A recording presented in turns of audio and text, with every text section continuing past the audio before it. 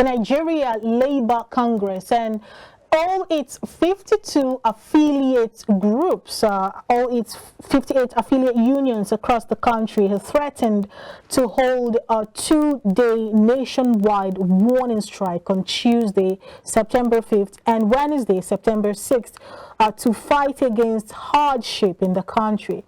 An indefinite shutdown of the nation could follow if the federal government fails to address the excruciating mass suffering being faced by Nigerians. NLC President Joe Ajero told reporters at the end of the National Executive Council meeting of the Congress in Abuja.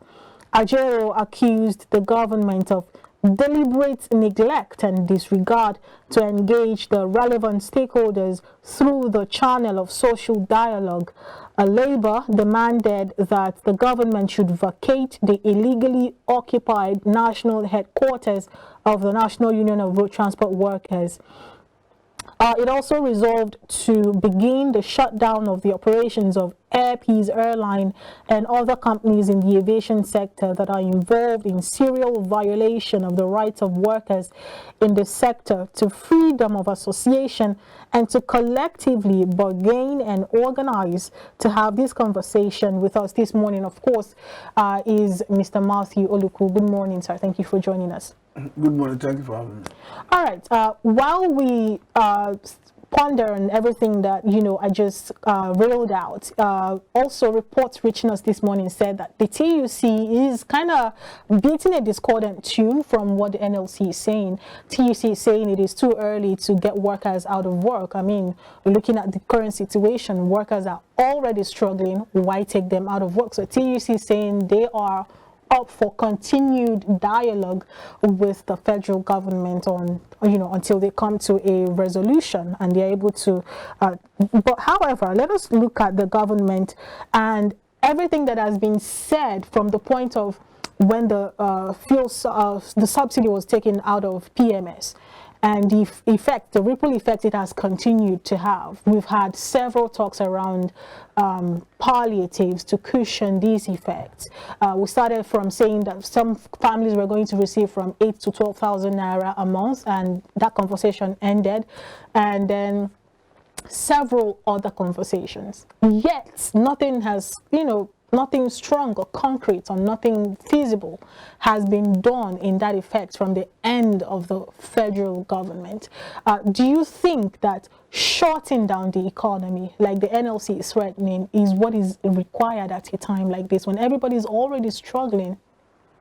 To start with, I don't think NLC have the capacity to shut down the country or the economy, as the case may be. Because personally, I've lost confidence in the organized labor. That is not to say their complaint or their position is not genuine, but looking at the manner they handle issues of this nature in the past, I no longer take them seriously. That's the truth. Then looking at federal government, I think federal government is resolute in their position, because federal government have maintained that the review of workers' salary is due by next year. And if you look at the way they are food dragging, it points to that direction that they are not fast-tracking anything. They want to wait for that next year. Then looking at the palliative, I think it's nothing to write about, because I don't know anywhere in the country where you see the palliative have addressed the concern of the vulnerable. And I've been issue from the beginning. I saw that palliative as a waste of time and resources, because for me, that money would have been better channeled into other areas of meaningful that will make meaning, rather than asking CBN to go to strategic reserve to roll out grain, maize in form of 1 billion to each state. And the states will get 4 billion in cash. Those in form of grants, which they will eventually pay back. But I don't think the target audience or population will get the needed grain in form of rice. So for me, I see the whole exercise as a waste of time. All right. So when you resources. all right. So when you do not see any, visible change, in that regard, what do you think could be done better as regards the palliative? A better way to handle it would have been, in fact, that is why even the federal government on their own part have not seen any seriousness. The federal government told us before now that they were going to roll out 3,000 vehicles that run on CNG. And it has been proven that vehicle run on CNG, if you use it as against fossil fuel, you'll be saving up to 50% of your operational costs. Up to now, we have not seen any conscious effort from federal government in doing that. What we have advocated that money that runs into about 185 billion naira across all the states, that it would have been better used to finance vehicles that run on CNG rather than sharing greens. That at the end of the day, nobody is getting it. Initially, you did mention that you've lost confidence in the organized labor, and I've not rekindled the confidence. and actually, a lot of people, workers, the average Nigerian on the street, kind of shares the same view. Why do you think that is? Especially now that the entire organized labor, when you talk about organized labor, it's beyond NLC now. It's involved the TUC and every other arm of the labor movement. Why do you think that people have lost a lot of confidence when it comes to labor, especially the labor being the body that is supposed to directly be speaking for the individual? And what do you make of this discordant tune being played by the NLC and the TUC? Well, federal government, though it is not yet 100% confirmed that TUC are pulled out. But if that happens, it means federal government have had their way in trying to use the divide and rule against labor. Don't forget that even TUC have right to either join or decide not to join. But having said that, I think the reason Nigerians are losing confidence in labor is not far-fetched. You have a situation where there is a vacuum, and you needed to fill that vacuum, and it's your responsibility. And when the need for you to act comes, you are not forthcoming. I think that best explain the reason. Because if you look at the reasons adduced by NLC and TUC in the first round of their threat to embark on industrial action for suspending it, you understand that it gives them away as people who are not serious.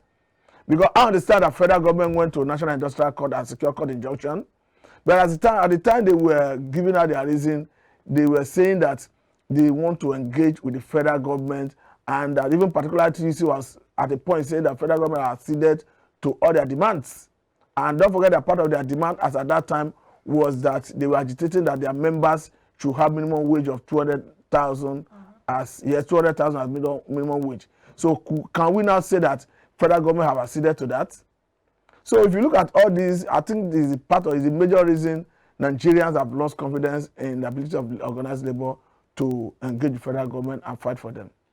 Okay, now looking at TUC and NLC, there seems to be this discordance, especially given what you just said, that they are in talks with the federal government, whereas NLC is not in that, agreement, so to speak, because they're embarking on a 2-day warning strike. Now, looking at the situation, what seems to be this discordance between these two groups? Is it that NLC's demand is unreasonable or not something that is sustainable, as to why they are not being, in that same line of thought with I TUC? did mention that federal government may have their way in maybe trying to use divide and rule. It all borders about leadership, because you understand that it's the leadership of the unions that engage with federal government. So I don't know the extent of the negotiation they had, but what I can understand is I don't think any of them have their members' salary reviewed for now, and the federal government have been able to reasonably address their concern in terms of suffering occasioned by the subsidy removal. So any decision reached now is a function of how they are able to get the buy-in of the leaders of the union, the federal government. All right, let's look at the fresh demands that they are making. If I'm to use the word, the headline of this 2 days warning strike and the subsequent actions that will come after it is because they said the federal government isn't very forthcoming with cushioning the effects of fuel subsidy removal. on the average Nigerian. And then if you look at some of the demands, and I'm going to read them out from one of our national dailies, it says to demand that the new Minister of the Federal Capital Territory desist from threatening poor masses in the FCT with demolition of their properties built from their years of toil, but should focus on making houses available to the people, right? To begin the shutdown of operations of Air Peace Airline and other companies in the aviation sector that are involved in serial violation of the rights of workers in the sector, to freedom of association, and to collectively bargain and organize.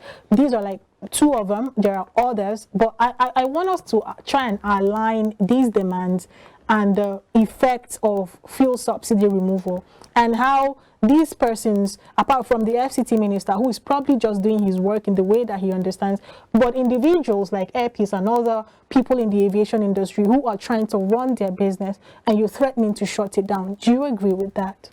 I think they are raising so many issues, but that notwithstanding, I think it falls under the purview of their right to protect the interests of their members. If you feel an organization under the private sector is violating the right of your members as a union, I think it's within their right to engage with the relevant sector. But I don't think industrial action is the first thing to do. I think I will encourage them to, first of all, engage constructively with those private sector. You didn't mention the one that has to do with police laying siege to the national headquarters of road transport workers. I understand that, from what I understand, that there are two factions, and police is claiming that they might be broke out of violence. To that extent, one cannot say that police is wrong, because we are all aware of scenarios that plays out when you have two factions of national union road transport workers having conflicts. So, but I don't know to the extent of neutrality of police, though police are pledged that they will be professional in doing that. But I think we should, it's not in every circumstance we vilify the police. Hence, we have two warring factions of the union. And judging by the precedence of activities of National Union of Road Transport Workers, I think it's proactive for police to come in and ensure that there is no breakdown of law and order in that area.